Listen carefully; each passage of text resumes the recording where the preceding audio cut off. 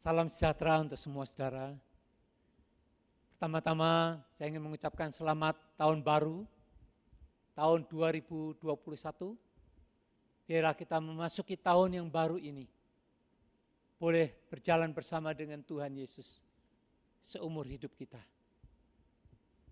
Mari saudara, sebelum kita membaca dan merenungkan firman Tuhan, mari kita berdoa kepada Tuhan, mohon hikmat yang daripada Tuhan.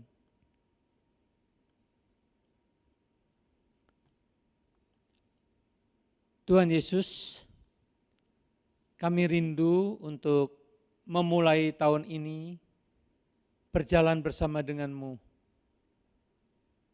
Ajar kami untuk merenungkan bagian firman-Mu dan menyimpannya dalam hati kami, dan kami sungguh-sungguh boleh melakukan apa yang menjadi kehendak Tuhan dalam hidup kami. Tolonglah kami Tuhan. Biarlah roh Tuhan menyertai kami. Di dalam nama Tuhan Yesus, kami berdoa. Amin. Tema yang diberikan kepada saya yaitu berjalan bersama Tuhan Yesus.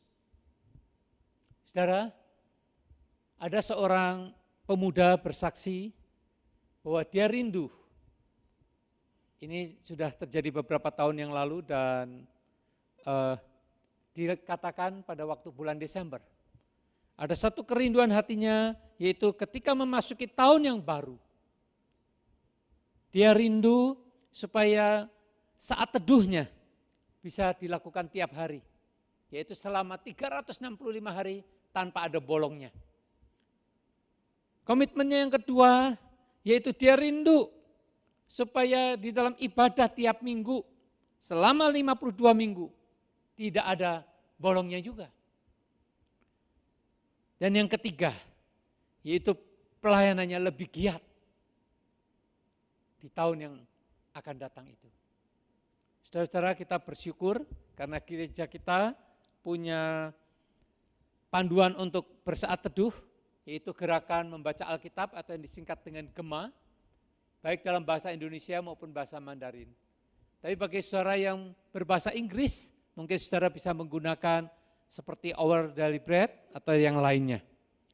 Saudara-saudara, kesaksian pemuda ini rindu untuk melakukan satu yang sangat penting, yang sebetulnya di dalam Alkitab kita disebut dengan bergaul dengan Allah.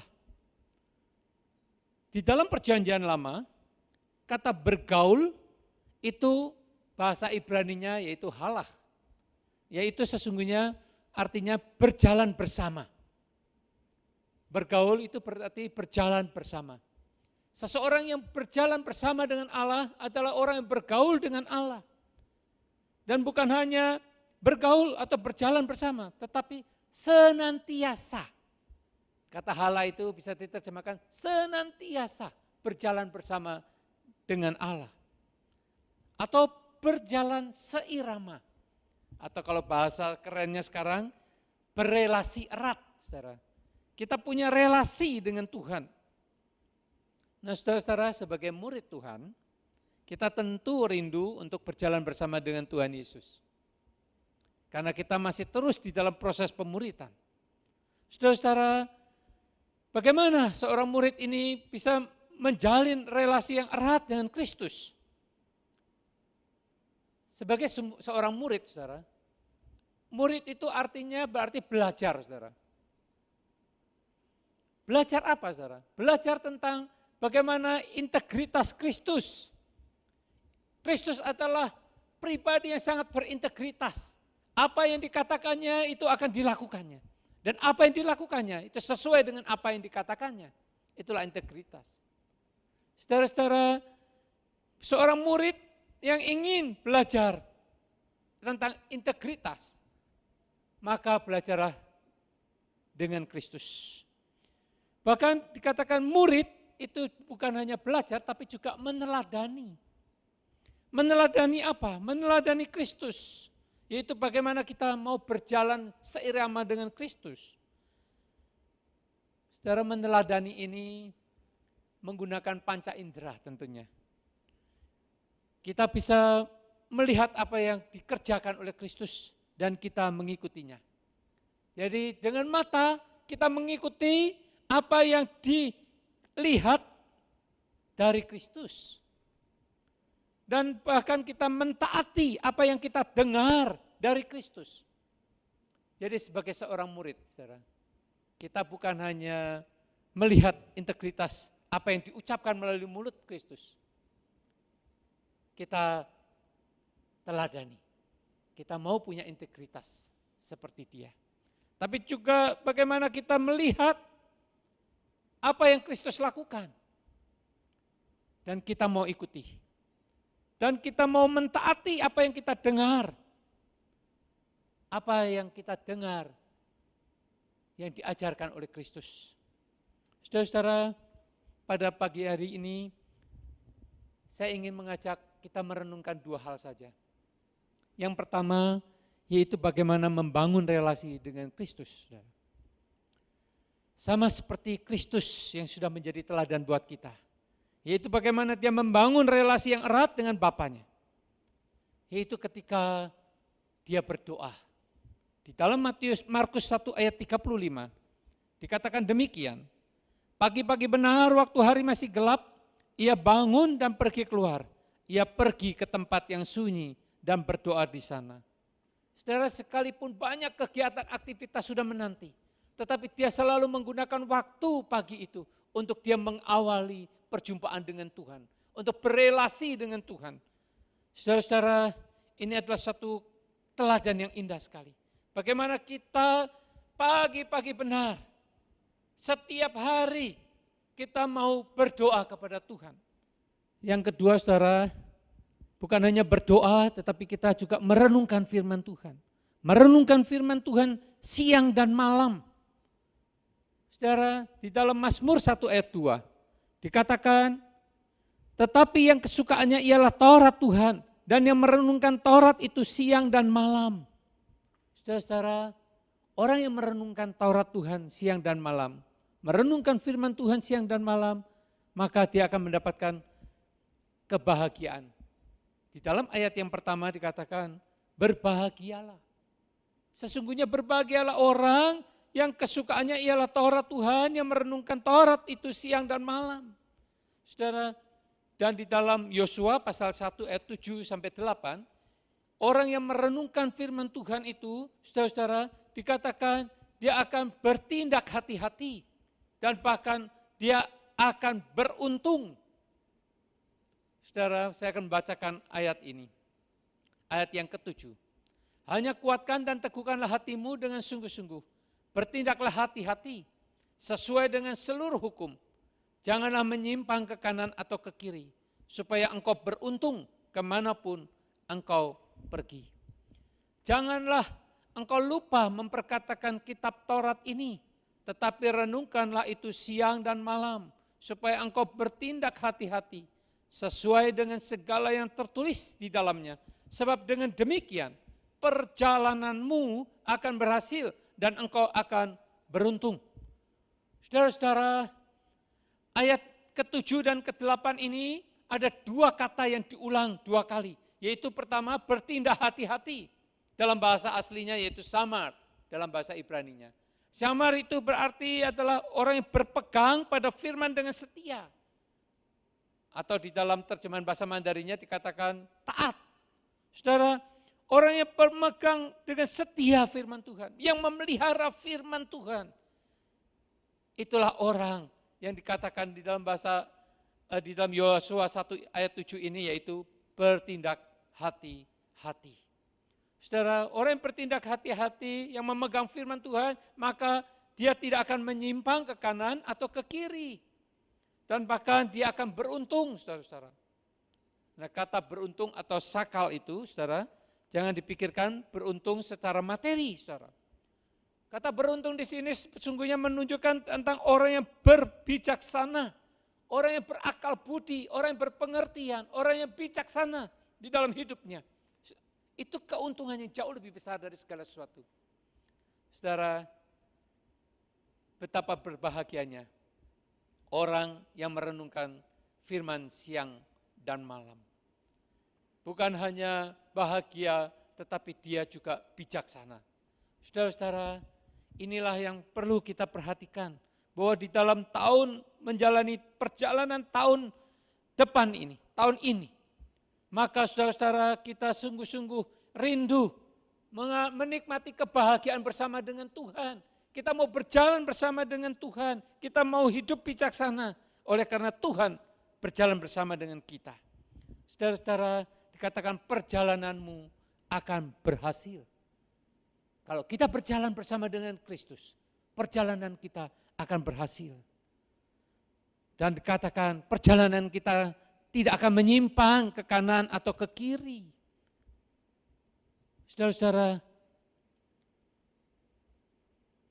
kita bukan hanya komitmen untuk bersaat teduh, berdoa dan merenungkan firman Tuhan. Tetapi pemuda tadi juga merindukan supaya di dalam ibadah dan pelayanannya boleh semakin berkenan kepada Tuhan. Saudara-saudara, kita boleh belajar dari Kristus di dalam setiap hari Sabat.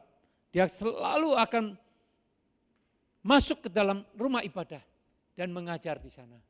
Saudara-saudara, atau paling tidak dia akan berdiskusi sejak masa remajanya, tunas remajanya. Dia sudah berdiskusi di dalam bait Allah, di dalam rumah ibadah. Saudara-saudara, dan orang yang melakukan ini, semua pelayanannya tidak akan pernah sia-sia. Itulah sebabnya di dalam 1 Korintus 15 ayat 58 dikatakan bahwa jangan goyah, saudara. Berdirilah teguh, jangan goyah. Giatlah selalu dalam pekerjaan Tuhan. Dan dikatakan persekutuan dengan Tuhan, jeripayamu tidak sia-sia. Ini adalah kerinduan dari seorang pemuda tadi. Bukan hanya meditasinya, bukan hanya ibadahnya, tapi juga di dalam pelayanannya. Saudara, saya ingin menyaksikan tentang seorang tokoh di dalam Perjanjian Lama yang dikatakan juga berjalan bersama dengan Allah, yaitu tentang seorang bernama Henokh.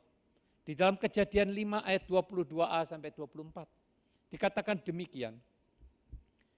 Dan Henokh hidup bergaul dengan Allah selama 300 tahun lagi. Selama 300 tahun lagi, itu berarti sebelumnya dia sudah berjalan bersama dengan Allah, sudah bergaul dengan Allah, sudah di dalam bahasa Ibraninya yaitu halah. Dia sudah halah, sudah berjalan bersama, sudah bergaul dengan Allah. Itu menunjukkan bahwa seumur hidupnya Henokh bergaul dengan Allah. Seumur hidupnya dia berjalan bersama dengan Allah. Seumur hidupnya dia berelasi dengan Allah. Saudara-saudara, dan ayat 24 dikatakan, dan Henokh hidup bergaul dengan Allah, lalu ia tidak ada lagi sebab ia telah diangkat oleh Allah. Saudara, setelah umurnya selesai, 300 tahun lagi, tapi bukan berarti dia meninggal karena dia diangkat oleh Tuhan. Tetapi umur hidupnya di bumi selesai, tetapi dia sesungguhnya adalah orang yang berkenan kepada Allah, yang diangkat oleh Allah. Saudara, kita tidak tahu bagaimana cara Henokh bergaul dengan Allah.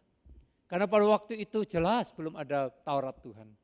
Tetapi di dalam awal-awal peristiwa kejadian itu, saudara, bagaimana Allah sesungguhnya bisa berkomunikasi, bisa berelasi dengan ciptaannya.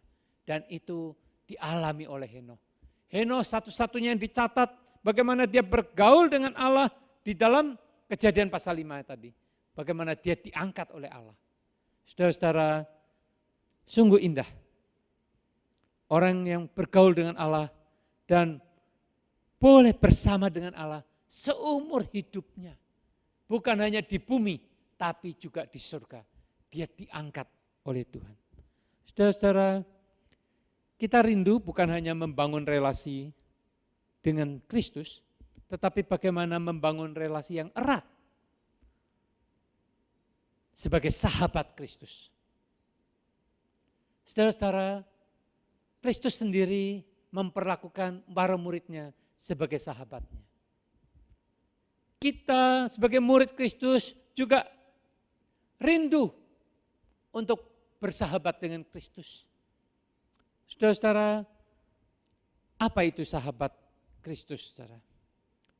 Sahabat Kristus adalah seorang yang percaya kepada Kristus.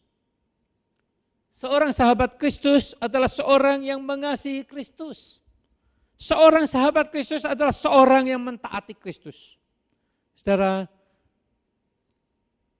seorang sahabat Kristus adalah seorang yang percaya kepada Kristus. Di dalam Yakobus pasal 2 ayat 23, demikian bunyi firman Tuhan. Lalu percayalah Abraham kepada Allah, maka Allah memperhitungkan hal itu kepadanya sebagai kebenaran. Karena itu Abraham disebut sahabat Allah. Saudara-saudara, kalau kita mau disebut sebagai sahabat Allah, maka kita harus seperti Abraham, yaitu percaya kepada Allah.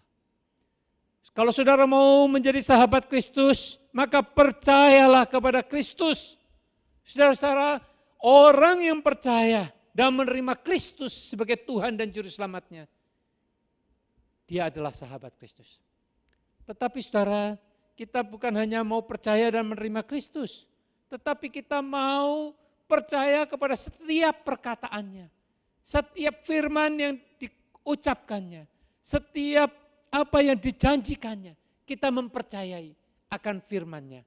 Saudara, berapa sungguhkah kita percaya akan perkataan Kristus dan janji-janji Kristus?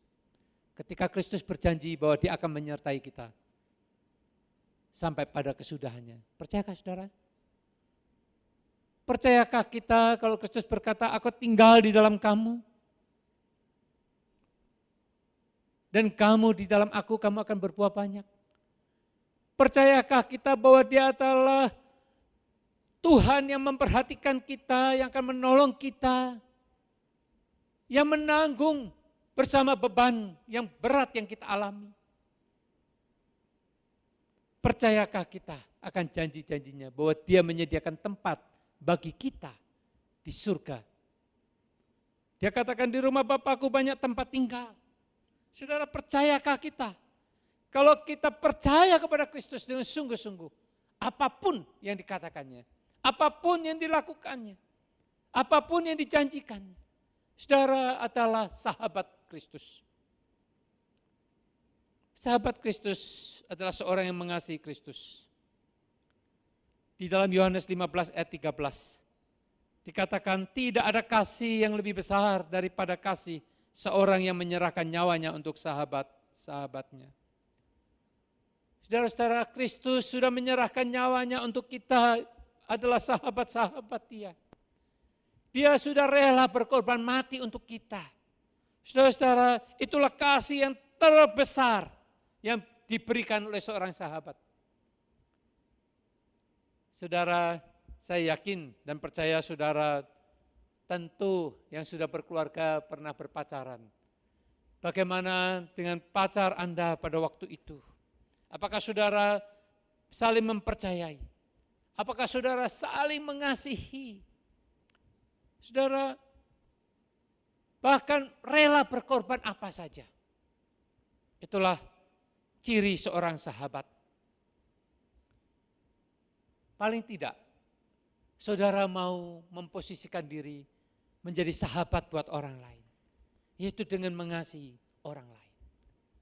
Saudara-saudara, mari saudara kita sebagai sahabat Kristus, kita mengasihi Kristus. Kita tidak membandingkan kasih kita dengan orang lain kepada Kristus. Tapi mari kita mengasihi Kristus dengan setulus-tulusnya, dengan sesungguh-sungguhnya. Saudara-saudara, seorang sahabat,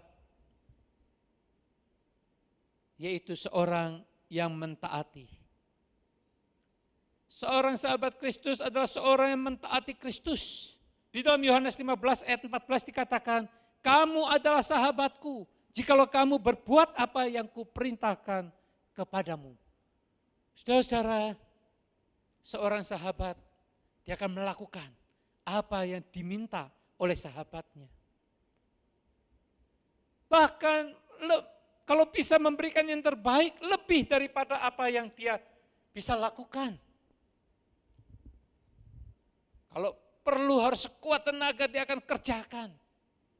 Saudara, itu adalah ciri seorang sahabat. Dengan pengorbanan dia bukan hanya mengasihi tapi juga mentaati apa yang dimintanya. Saudara-saudara, mari kita sebagai sahabat Kristus, kita mentaati Kristus, apa yang dimintakannya. Ketika Kristus berkata, jadikanlah semua bangsa muridku, maukah saudara mentaatinya? Ketika Kristus berkata, maukah engkau tinggal di dalam aku, supaya engkau berbuah banyak? Maukah kita dibersihkan, supaya kita berbuah banyak? Saudara-saudara, menanggalkan dosa kita. Di dalam tahun yang baru ini, mari kita belajar mentaati Kristus. Saudara, saya akan mengakhiri khotbah saya dengan kesaksian seorang yang juga bergaul dengan Allah. Seorang yang berjalan bersama dengan Allah di dalam perjanjian lama juga. Dia adalah Nuh. Nuh dikatakan bergaul dengan Allah. Nuh berelasi dengan Allah. Dan Nuh mentaati perintah Allah ketika dia diminta untuk membuat bahtera. Saya akan membacakan tentang Nuh ini di dalam Kejadian pasal 6 ayat yang ke-9. Inilah riwayat Nuh. Nuh adalah seorang yang benar dan tidak bercela di antara orang-orang sezamannya. Dan Nuh itu hidup bergaul dengan Allah. Saudara, kata halah dipakai lagi di sini. Yaitu bergaul, berjalan bersama dengan Allah. Nuh dikatakan orang yang benar tidak bercela di antara orang-orang sezamannya. Saudara, apa yang diperintahkan Allah kepada Nuh? Yaitu untuk membuat bahtera. Nuh tidak tahu untuk apa bahtera itu. Sebesar itu. Sebetulnya kalau mereka harus bekerja hanya dengan berdelapan dengan anak mantu. Sesuatu yang mungkin akan membuat orang segan, saudara, untuk melakukannya. Karena mereka bukanlah seorang tukang kayu yang handal, yang harus menebang pohon, yang harus membelahnya, kemudian merapikannya, membuat papan-papan sehingga rapat. Mereka bukanlah seorang arsitek, seorang sipil yang bisa membangun akan rumah. Sambungan-sambungan yang kuat terhadap badai, terhadap angin, terhadap air, itu seperti apa? Dia hanya diberitahu ukurannya, dia diberitahu bentuknya untuk membuat seperti apa. Tapi dia percaya. Dan dia taat karena dia mengasihi Tuhan. Itulah perjalanan bersama dengan Allah yang dilakukan oleh Nuh. Hari demi hari, bukan hari yang mudah untuk dilewati. Setiap hari semakin mulai ada bentuknya. Ternyata besar untuk ukuran mereka. Tetapi dia tidak putus asa. Dia terus membangun dan membangunnya. Ketika sudah selesai. Ketika para binatang dipersilakan masuk juga. Saudara-saudara, Nuh hanya taat. Dia tidak tahu apa yang akan terjadi. Ketika dia membuat bahtera di atas bukit itu bukan sesuatu yang lazim. Seharusnya membuat bahtera itu di tepi laut, di tepi sungai. Cuaca terang, tidak ada tanda-tanda mendung. Tetapi setelah semuanya selesai. Bukan belum selesai kemudian hujan, dia kewalahan. Tidak, saudara. Tetapi setelah semuanya selesai, hujan turun. Dan 40 hari 40 malam. Orang-orang yang tadinya mengolok-olok dia, yang tadinya tidak percaya akan apa yang dikatakan oleh Nuh, apa yang diperintahkan Allah kepada Nuh, dan dia saksikan, mereka tidak percaya. Bahkan ketika mereka mungkin menggedor-gedor akan kayu bahtera itu, pintu sudah tertutup dan tidak ada satu orang pun yang bisa masuk. Sampai seluruh bumi ditenggelamkan oleh air bah itu. Setelah semuanya binasa, bahtera dan hujan berhenti, hujan, banjir mulai surut, dan mereka keluar dari bahtera. Pintu dibuka. Mereka, bukan hanya mereka, tapi binatang-binatang yang bersama dengan dia di dalam bait bahtera itu, mereka selamat. Mereka memulai satu hidup yang baru. Saudara-saudara, berjalan bersama dengan Allah merupakan satu kerinduan kita sebagai murid Kristus. Kita mau berjalan bersama Kristus sepanjang tahun ini, bahkan seumur hidup kita. Dengan cara kita bermeditasi, berdoa merenungkan firman Tuhan. Dengan cara kita, saudara-saudara, kita merindu untuk terus bisa giat di dalam ibadah dan pelayanan kita kepada Tuhan. Saudara, maukah saudara dan saya menjadi murid Kristus yang juga menjadi sahabatnya? Kita mau bersahabat dengan Kristus, bukan hanya sebagai Tuhan kita, tapi juga sahabat kita. Kalau saudara percaya kepada Kristus seumur hidup saudara, kalau saudara mengasihi dia seumur hidup saudara, kalau saudara mau mentaati Kristus seumur hidup saudara, maka Kristus adalah sahabat saudara seumur hidup saudara, bahkan sampai selama-lamanya. Amin. Tuhan, terima kasih untuk firman-Mu. Ajar kami Tuhan untuk senantiasa dengar-dengaran akan firman-Mu.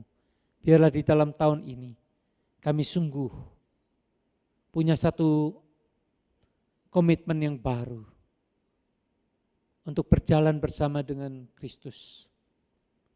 Terpujilah Engkau Tuhan. Di dalam nama Tuhan Yesus kami berdoa dan mengucap syukur. Amin.